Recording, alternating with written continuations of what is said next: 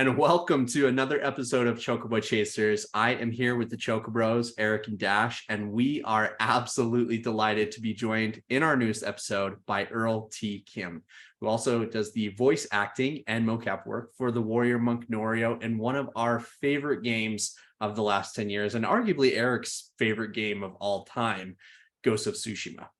Earl also has Mind your live business, action man. I'm just credits. here to hang out. Earl also has live action credits on some pretty huge titles like the OA on Netflix, Showtime's Shameless, and even Avengers Age of Ultron. Earl, thank you so much for agreeing to come on. This is a huge, huge honor for us. Yeah, of course. Thanks for having me. It's been great so far. I'm just gonna come through the whole interview in the mask now. I gotta keep it on. I mean, that's fine. Like sometimes, because Dice is one of my really good friends and we stream together. So seeing people in that mask, I'm pretty used to it. Yeah. So, Earl, kind of kicking us off here. So one of your upcoming projects is Evolutus Duality. Yes. What can you tell us about the project so far? It was just recently announced, and it is a new game. I think the PM Studios and Poke Life Studios are the sort of main two entities involved. It is a branching narrative fighting game, which is, I actually think it's a really interesting meshing of the two, and I think that it's kind of in my brain it kind of makes perfect sense with sort of also like we love a fighting game, we love a beat 'em up, Street Fighter 6, we love Mortal Kombat 1 coming out, I love a fighting game, but I think that for people who want something more than just I'm gonna push all the buttons and I'm beat up all the people, like it gives sort of a little bit of extra choice, nuance, possibility, and sort of there are again sort of multiple ways to play through the game, and your choices will affect sort of your fight order and sort of the way that the plot progresses and things. So I think it's kind of a fun play on that, and it's that really fun I'm pretty sure I can say these things, but it's also hand drawn. I know there's a lot of people that have been like it's like totally rotoscoped, and I know that that's one of the tools that they did use at the beginning, but it's 2D 3D, it's 2D 3D animation, it's hand drawn, it's very much visually gives me the Aeon Flux, Ghost in the Shell, sort of older anime vibes, and then it's set in a futuristic cyberpunk world in a city known as Fenghai, which is basically like a sort of future stand-in for Hong Kong, essentially. Okay. That's awesome.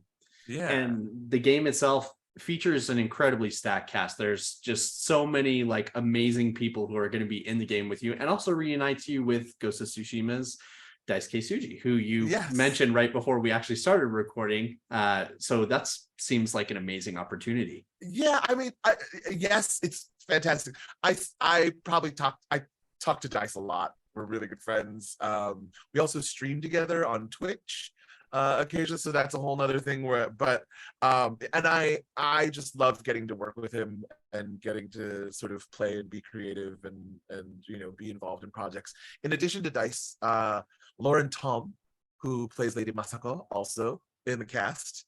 On top of that, Fio Chin, who plays Lord Adachi, also in the cast. And really, the cast is wildly stacked, like in a way that like Cissy Jones, Dave Fennoy, Roger Clark, and really I think all of that is a testament to both Bride and Amelia, Brian Deckhart and Amelia Rose Blair, who people know as Connor from Detroit Become Human and Tracy from Detroit Become Human. So it's partly their they're doing bringing everyone together, but it for them it's also their sort of first foray into voice directing and voice casting, and so they were able to kind of utilize their network to the fullest extent, basically. And because I'm pretty sure almost every single person in the cast is connected to Brian or Amelia somehow, either having worked together on a previous project or having had they've had a couple of the other actors on their Twitch stream and things like that. So they had some sort of personal connection to sort of use and sort of pull together a truly wild cast. Who else? I'm trying to think. Erika Ishii, like, yeah, it's a lot. It's a pretty stacked group of humans that I am constantly just like, wait, oh yeah, we did a thing together. I love these people. I truly love these people in a way that, like, I think they, some of the work that they've done has truly had a huge impact. Like, Roger is just, I mean, who doesn't love the Red Dead? Who doesn't love the Red Dead world? Right. And his performance as Arthur Morgan, I think, is fantastic. I'm so excited about his Fort Solis, I think, is one of his new games, sort of future coming out. But yeah, it's just, and Dave and Cissy Jones, like, But yeah, that's currently on the horizon. That's been announced. So I'm excited to see when that is playable. Yeah. Awesome. Eric, why don't you follow that up, man? So I'm just going to assume you probably started out in theater. We've kind of picked up on that a lot of the voice actors we've been interviewing were originally theater actors, and they've transitioned into this. So be honest with you, how did the role of Norio come about for you? Norio came through a series of auditions given to me by my agent, and I think some people, I've talked about this story before, but I probably haven't told you guys. But I originally got called in to audition for Khan. Whoa. Yeah, Wow. so I auditioned for Khotun Khan and got called back, and it was great. I had a lot of fun. Wild side note, one of my first professional acting jobs as a young teenager was at a Ren fair in the middle of nowhere, Ohio, where I actually played Genghis Khan. Wow. And basically it was I got hired to do stunts and fights and then a little bit of Shakespeare. That was the carrot that they dangled. They're like, oh, you're gonna be doing a lot of fights and stunts, and then you get to do a Shakespeare show too. And I was like, oh yeah, of course. But no, I loved it. Ren fairs are insane, and I say that with all of the love in my heart. I go every year. It's so much fun. Yeah. But yeah, so I originally auditioned to try on Khan, and after my last callback, I felt like it went really well, and then didn't hear anything for like month and a half, like 2 months. And so it's like, all right, well, we gave it our shot. It is what it is. It would have been cool. And at this point, like, no idea what this was going to be. Had no idea what it was going to sort of explode into.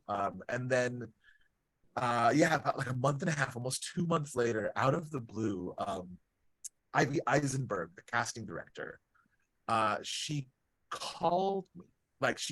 Like normally, because all of my work is usually done through my agent and my agency, and they're the ones who field sort of all sorts of inquiries and auditions and questions and stuff like that. But Ivy had gotten my cell phone number somehow, and she basically called me and was like, "Hey," and Ivy is I love Ivy Eisenberg to the heavens. She's incredible. She casts like Call of Duty games. She casts Love, Death, and Robots. She casts she cast Robot Chicken, like just in the like yeah, like legendary levels of casting, you know. And so she's just such a wonderful, wonderful casting director. And she basically called me and was like, hey, here's the deal. I thought you were great. I loved your read for Khan. Like, I wanted you. I thought you were excellent. But I liked you too much. And I couldn't have that for that role. And I was like, okay, Ivy, thanks a lot. Thank you for at least this is a reminder that I'm doing well and that I should just keep going. Thank you. Like, I was just like, I don't know what to do with this information. And then like literally, but she was like, there's this new role for the same thing, but he's a little more different, and I think that you would be perfect for him. Would you be able? And I know you've read for the game, or you know, a bunch of times, like, would you be willing to read for this role? And I was like, yeah, of course. Like, you, like, shucks, you know, like, I think this, you know, especially when a casting director is sort of complimentary in that way towards your work, I was just like, yeah, I'll do whatever. Like, where do you want this now? I'll drive out to yeah, now, whatever. It's like 9 o'clock at night. What do you need? You know. And basically that's sort of how Norio got thrown my direction. And yeah, that's kind of did an audition, did another callback, and then did a final callback with sort of in the volume with dice as a sort of chemistry read / like, how does this person move, what does this person do? And yeah, I think really the things that cinched it for me were Dice and I got on like a goddamn house on fire kind of immediately, just in our first sort of meeting, being like, oh, hello, I see you. Like, and then from there, I think that's sort of what really sort of cemented our process through. And yeah, I had been coming off of a bunch of film and TV. Had just done Shameless and the OA, and oh no, this is before OA actually. But I just done Shameless, and then a couple other shows, and then yeah, it was just a really lovely, and it was kind of weird because like I had a section where we had a scene that we prepared that, you know, did the lines, you know, did it, director Nate and Billy and sort of the sucker punchers are all there sort of watching and just being like, oh wow. And basically scene went well, and then we sort of had like a little break, and then it was sort of like we're gonna do some improv now. And we were like, I was super excited about it because it was just sort of like a atmospheric seeming like long formish improv, as opposed to like a comedy sports, we're gonna think up of a funny joke improv, you know. Like, it was just sort of to see what we could do. And with Norio, I feel like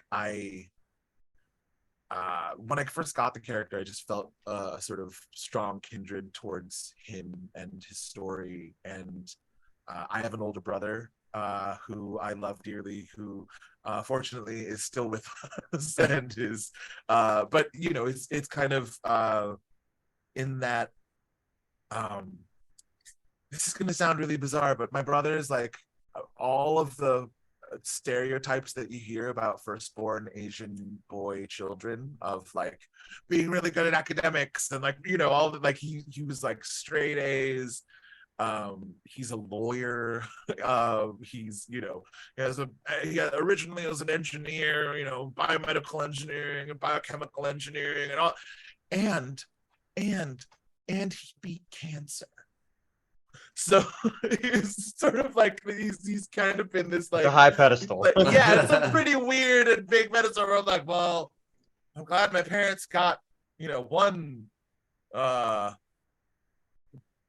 good member of society. Like, but no, and so it was kind of a really interesting thing where like immediately with Norio's brother and all of the backstory that was building in there, I felt a really kindred to. And then the sort of icing on the cake is so I graduated from a Buddhist university, which sounds really wild. But there's a Buddhist university in Boulder, Colorado called Naropa. It's right next to CU in Boulder, and yeah, so they used to have an incredible performing arts program, and it was basically is sort of where I got my Bachelor of Fine Arts, and where I did a lot of my training in theater and acting and dance and movement, and sort of got into making art and performing.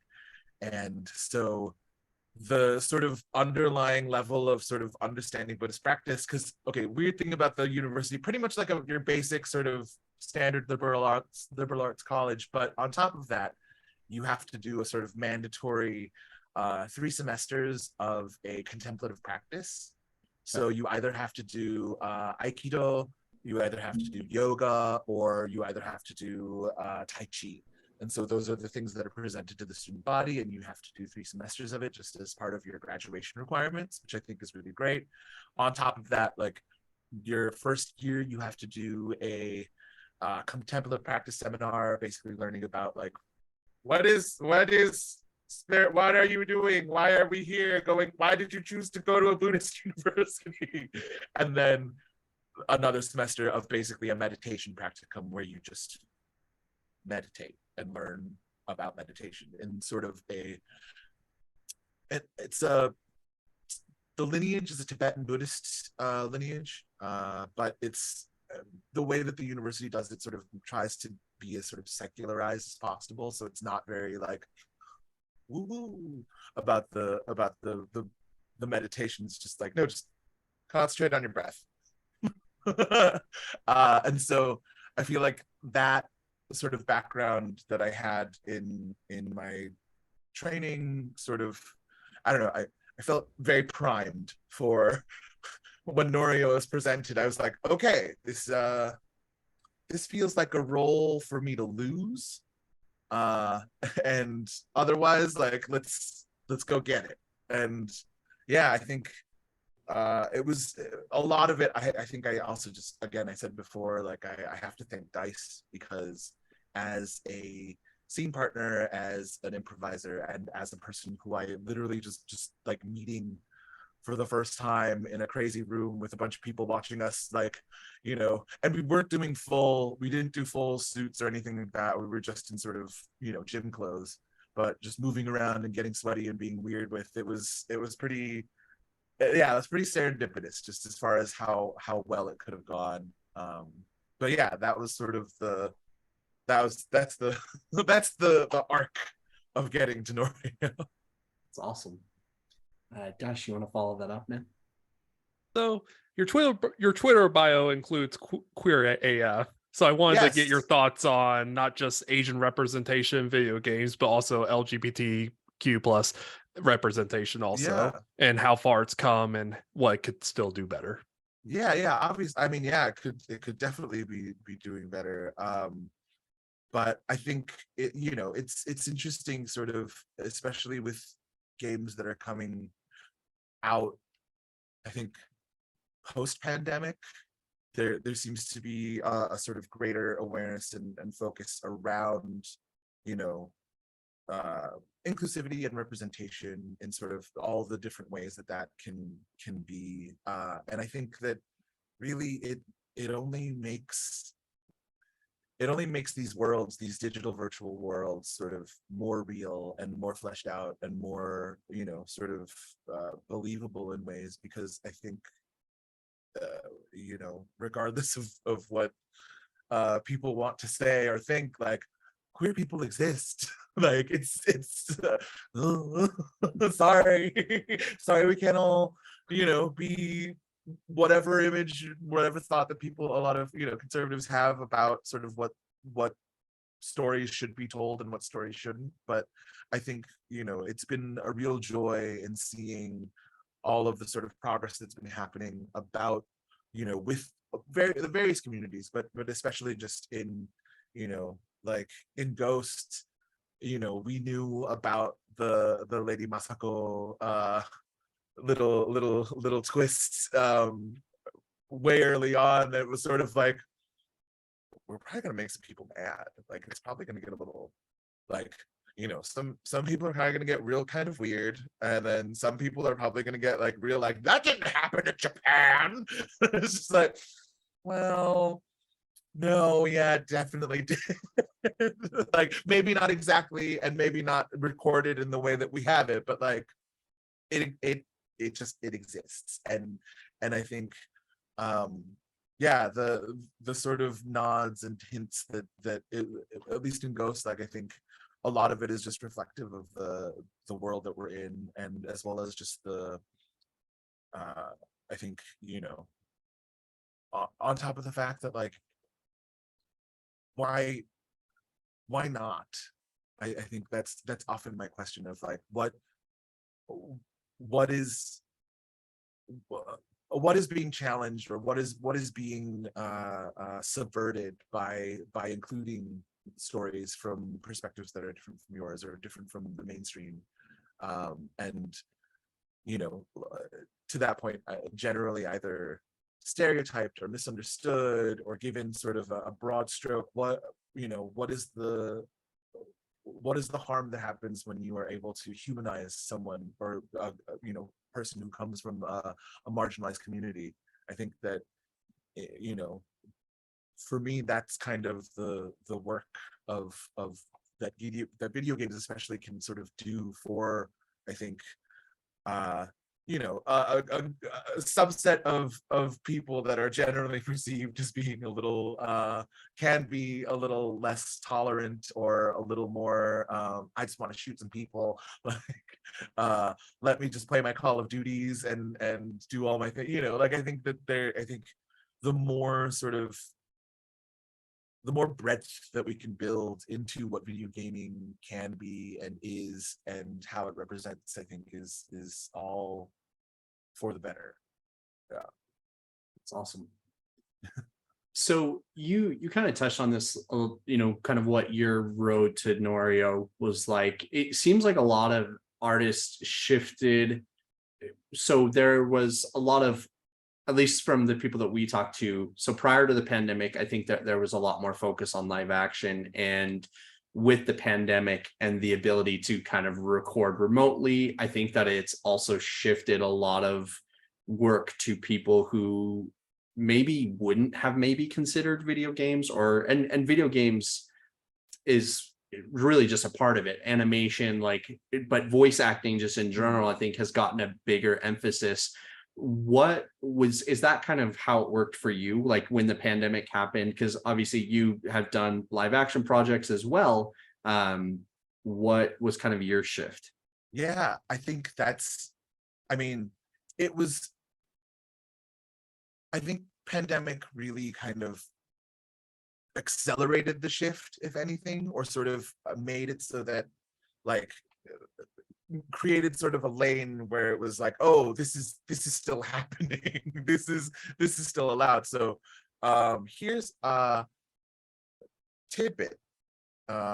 In the before pandemic, Daisuke and I were actually supposed to be doing a play in DC at Arena Stage. We were going to actually be doing a production of Rashomon.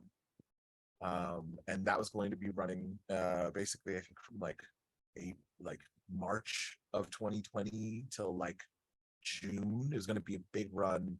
And we had sort of sort of this really fun thing of like, oh, Ghost just came out, and then after Ghost comes out, like we were literally like, the ink was in the process of drying on our contracts, and then all of a sudden the world just shut down. And then it was like, well, we can't gather, so theater's not happening, so all of these contracts are void. And we're just like, oh, okay. well, I guess we're gonna have to pivot. We're gonna have to figure something out. And for Dice and I, one of our main pivots was starting to stream and finding Twitch and finding our sort of community there. And I think that in some ways kind of accelerated the process of sort of us both doing more video game work. Like for me, Ghost of Tsushima was my first game.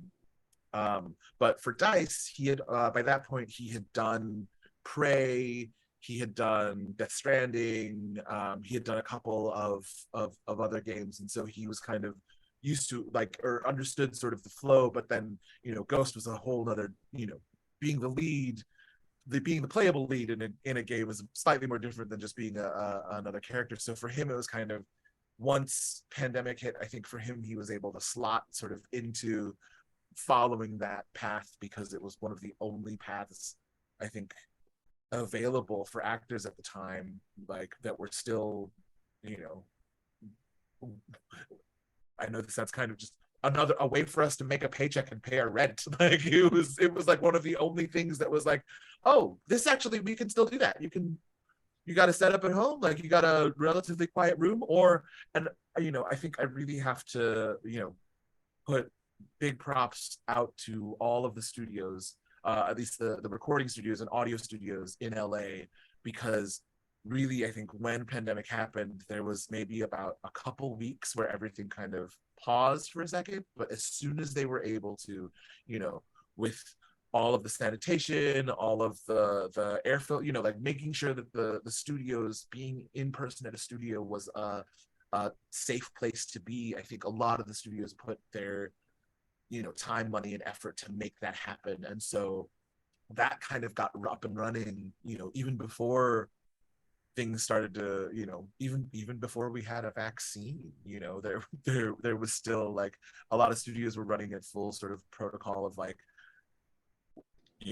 the only person in the booth is the actor. Anytime it's the screen, like anytime the doors open, we sanitize everything. Anytime we have a new person, everything's set. Like I think all of those sort of adjustments for dealing with a global pandemic, I think I really have to just be grateful for that being sort of an avenue that opened for me. Like after Ghost, I think that was also the first time I doing live action dubbing, doing dubbing for animated, just any sort of it really definitely, I think 2021 2022 was, those were the years of me sort of being like, oh yeah, there's a lot more performance than just on camera and on stage. Like there's from even just expanding my brain about like exactly like looping and walla and all of the sort of additional things that go into creating a TV show or movie or animation or game. Like I think it was really helpful. I don't know. Yeah. The plus side was being able to sort of learn about that and kind of getting thrown into the deep end. Yeah, and I think pandemic definitely sort of helped that shift happen. Now in this sort of like weird, I don't know, semi post pandemic work, post vaccine work, I don't even know where we are because what, but like Dice is on Broadway currently. He's in The Life of Pi. He's been doing that since like March. And then I'm going to San Diego to work on a new show at La Jolla Playhouse in September. No, I'm there. I'm there in August. The show starts mid-September, runs all the way through Halloween. Wow. That's it's a new play. It's about sumo wrestlers. So That's super awesome. excited about that. Yeah. So we're all, I don't know, I feel like we're finding our way back to theaters and finding our way back to live performance and sort of going back to doing stuff that we did before pandemic. But yeah, I think pandemic was sort of a way for us to sort of focus in on like, okay, we're gonna do a bunch of voiceover stuff. We're gonna stream. We're gonna try and make the best of this global situation. And yeah, I think I'm just really grateful that even those options existed. for us as a pivot to sort of focus on, because yeah, it could have been a lot. Those couple of years could have been a way more boring. Definitely. Well, we've got two more questions for you. I think one Yeah, of each course. from Eric and Dash. Eric, why don't you go ahead and kick us off with your last one? Okay, you talked a little bit about your time at a Buddhist college temple, Yeah. and so you did some movement stuff in the past, choreography and stuff like that. Did you get to actually wear the mocap suit at all? I know, Yeah. Sony's big time in mocapture Yeah. and cutting edge. Yeah. They've been the forefront of that for a long time. So Yes. you actually got to be in the suit. Yeah, so we put the suits on, we have the head-mounted cameras, we do all the A poses and the T poses and the Z poses and the walking around and putting on the shoes that also have the balls and putting on the gloves that also have the balls, because hands, Jesus God, hands are apparently one of the most difficult things for people to all the sensors, so many sensors on a hand just to make it make sense for the computer. Wild. But yes, I did that. That's One of the awesome. main things, yeah, like one of the main things, like my first couple days, like my first week of working on Ghost was actually very little acting, and mostly standing and walking and getting hundreds and thousands of scans and pictures and face, body. Okay, Earl, we're gonna need you to stand up. Okay, just stay right there. Just stand, and yeah, we're gonna take a bunch of pictures of you. Okay, great. 10 minutes later. All right, Earl, can you okay, bring your arms up? All right, great, thanks. Like that was for the first few days.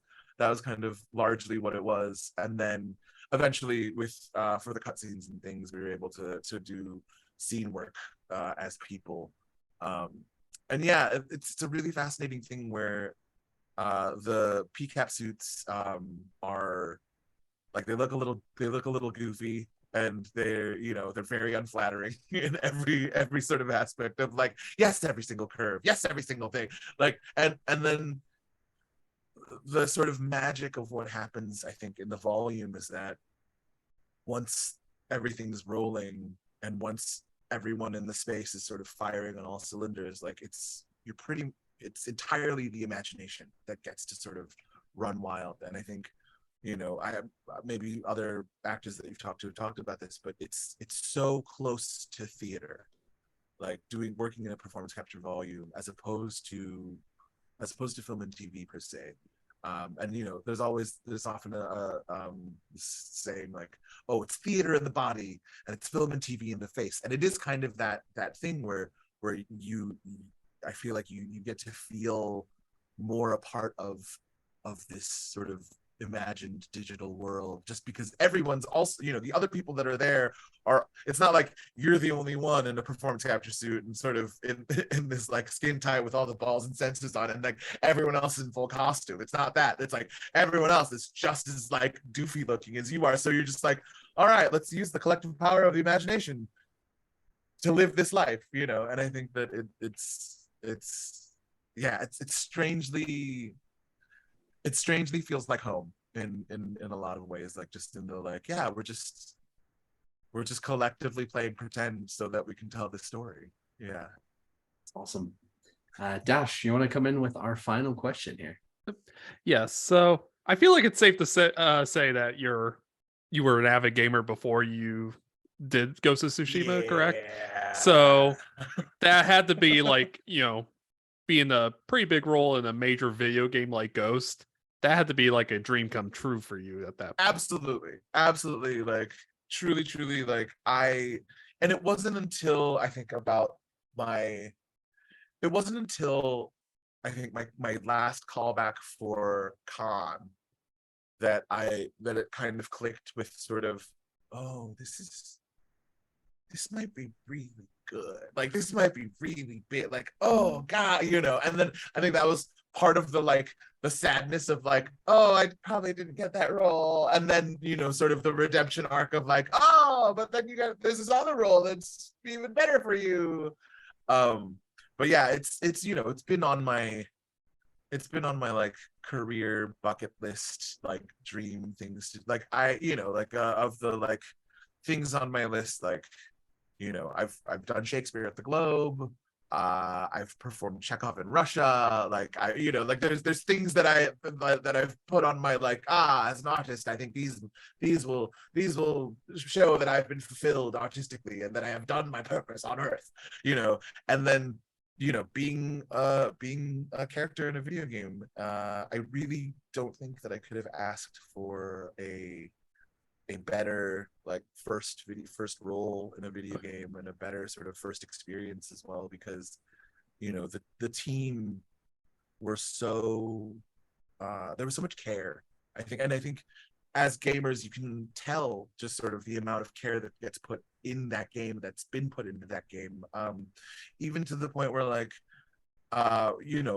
thank God we were such terrors, like me and Dice especially were kind of not assholes, but we usually, if anyone would have problems with the script, it would be me and Dice being like, we don't talk like this, like, or like just being like, so if we're trying to like do like a thing where like formal, like, because at this point in time, like we wouldn't be so, certain just lines and things, we were constantly just sort of, and for us in our like theater background, where we're like, everyone is, I think, is trying to solve the problem of the show, or sort of is working at creating the best possible product. It's not the way that most film, TV, even video games work, because I feel like it's often like writers do their thing, actors do their thing, audio engineers do their thing, artists do their thing. Like everyone sort of stays in their lane and stays in their field. But thank God Patrick and Liz and Jordan, like the thank God the writing team was so wonderful and amenable, but also that they were coming to the project in a from a place of care, and from a place of really wanting to be as respectful and as closely representative and as real. I hate using the word authentic, but I think that for them, their goal was to try and bring as much care to telling the story as possible. And part of that included like me and Dice just being like, I would never just, I know you have this whole series of dialogue where I talk to Jin and I say, hey Jin, like that would never happen. Norio would never speak to, like, a Buddhist monk would never refer to the child of a warlord slash like person, like landed gentry in this, and then so that would be like, oh, the writers would be like, oh, good point. Okay, so how do we, and taking feedback from stuff like that, just small, seemingly inconsequential stuff from like an exchange that is literally like 3 or 4 lines, like while we're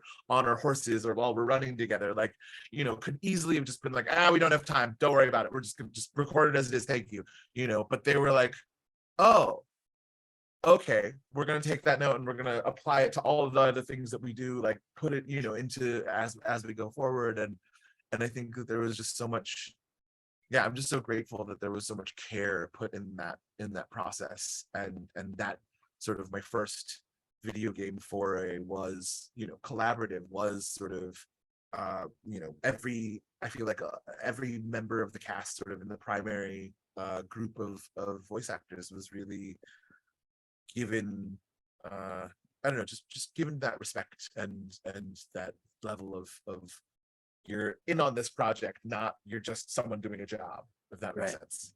No, it makes a lot of sense, and that is awesome to hear. I mean, like you said, you can definitely tell just through the game how much care and passion and how much respect for the material that the people making the game definitely have. They did like years of research on like that era of Japan too. Like they went to the island and they talked to like all these experts in Japan. It was really interesting watching how they made it. And as well as like, there are plenty of anachronistic things that, like samurai swords technically didn't exist during that time. They would have been much larger, like all sorts of things. But then I think where Nate and Billy and like where the whole sort of creative team were able to sort of key into was the cinematic aspect of things, of the sort of bending reality to make sort of the circumstances fit, as well as to if we started off a Ghost of Tsushima and pedantically being like, no, these are not katana, they are they are much larger, they're different, like gamers would have revolted. I feel like there would have been this like, what do you mean? I thought it was gonna be a samurai. Like I feel like there's so many things that were done sort of specifically with the gamer's experience in mind, as opposed to the like, a very, very strict historian lens, or the very, very, like I think those were sort of pushed gently to the side to go, well, we're trying to make an experience for a gamer. And I think that in the end, like that, you can really, again, you can tell how it's paid off, It definitely did. As I mentioned, it's one of Eric's, maybe his all-time favorite games. So it's definitely in our hearts for sure. Earl, we want to thank you so much. This has been such a cool experience for just a bunch of nerds who really love games. Yeah, And it's you taking the time to speak with us. It really does mean absolutely the world. We wanted to give you a second. Any projects you want to plug in just before we go ahead and we end here, or anything you wanted to bring up? God, I don't know. I'm just curious also about like, because y'all have played the game, right? Yes. Okay. Need to. I just want to know about your I just want to know about your favorite moments in the game. I'm always just curious about like what are the things that stick with gamers? Like, So maybe we can't like say like a specific favorite thing, but I'm always just like, what is the thing that makes like either that was made This is you our go first like, interview oh my question god, this for us. game. Yeah. We've never been interviewed before. So The tables have turned. Man, that is really tough. I do love the choice at the end of the game. I won't spoil it for people who haven't played. I love being able to decide one way or the other how the story is going to go ahead and end. I made a decision and felt very confident in it, because I felt like it continued the theme of the story, which was this Jin's undergoing this metamorphosis, from being this very devout, stylistic type of Rigid. person. Yeah, absolutely. Unbending. And in order to save his home, which any of us would do, it's not that it's this, he's morally flexible. I don't think that that's the case at all. He did what he had to do to save his home. But because of the time, because of the period, honor was everything. And so I think that the decision I ended up making at the end, I felt like while it's sad, I did feel like it fit much better. Codedly, white cape, red cape. Red cape. 100%. Okay. White cape. Yeah, White Eric cape. was team white cape. White cape. I can't really go into detail on mine because it'll just spoil the whole thing. But after we end this, I'm going to tell you why. Eric, what about you? So there's probably 2 or 3. Specifically, there's the Siege of Yarikawa.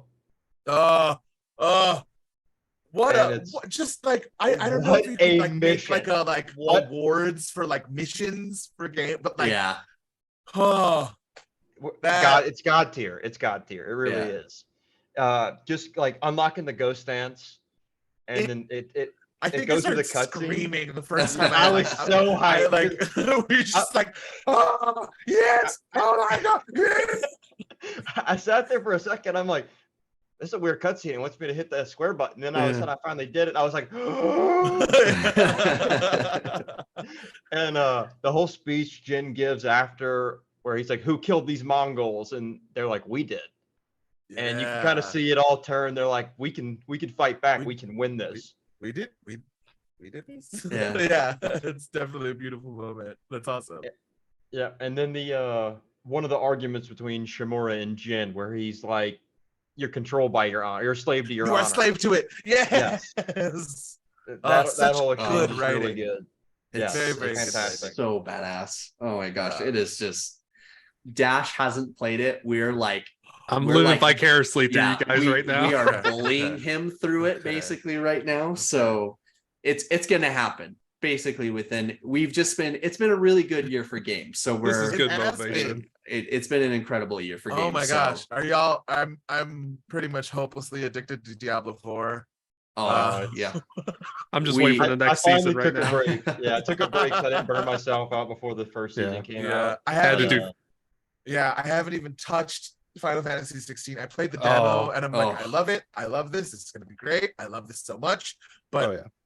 it will be an unhealthy level of obsession that I will have with this game. So I need to like set it to the side for the That was like all I moment. played for the past like 2 and a Yeah, half same. weeks. Yeah, Yes. we've been playing it pretty heavily, and it's, I mean, I figured with being called Chocobo Chasers. yeah, I haven't played one since 10. Plot twist. yeah. Eric is our outlier for sure. He keeps us grounded. Sorry, you mentioned 10 and I can't help it. It's like Oh. it's the default of It was so good. 10 is good times. Have you ever heard the Titus OST where it's just the entire just Final someone- Fantasy X soundtrack, but And with Titus's laughs? What? Yes, they just did every song from Final Fantasy X they did with Titus laughs. It's terrible. God, I it's need it's this. it's just an earworm the whole mean time. you mean I can listen to the entire soundtrack, but the voice of the star of the Yeah. Xanarkand Ames is what will fill my soul. Yes, I need it. Yeah, just type in Titus OST on YouTube Oh, and you get it's- all. Oh It's my gosh. horrible. All right. I don't know what I'm doing with the rest of my evening. Bye, guys. And with Oh, that, man. I think that's a perfect segue for us to go ahead and end here. Earl, again, thank you so much for your time. It has been an Yeah, of absolute course. pleasure, and Yeah, we will catch everybody next time. Bye, everyone. Thanks for having me.